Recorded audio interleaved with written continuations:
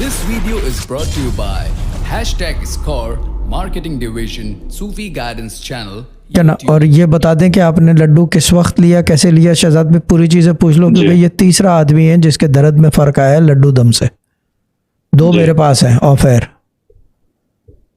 شفا کے لیے بھی کام کرتا ہے لڈو دم، منی دم نہیں کرتا، یہ مجھے پکا پتا ہے. ٹھیک ہے نا؟ اچھا بتائیں کیسے؟ شہزاد بھائی کچھ سوال پوچھیں گے تو پھر وہ جواب دے دیں. میں بھی ممبرس کو بھی یہی کہنے لگی تھی آپ دیکھا کریں، آپ کو کچھ نہ کچھ مل جاتا ہے. باجی 2 منٹ شہزاد بھائی آپ پوچھ لو. کیا کہتے ہیں لڈو دم لیا کیسا تھا؟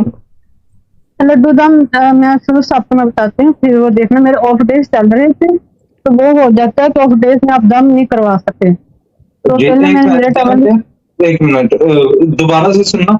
صبح دوپہر شام نماز کے بعد یا وظیفے کے بعد کس ٹائم پہ لڈو دم؟ نہیں، سمپل آپ کی نیت اچھی ہونی چاہیے. سمپل میں نے دوپہر میں لیا ایک دفعہ اور ایک دفعہ رات میں، بس.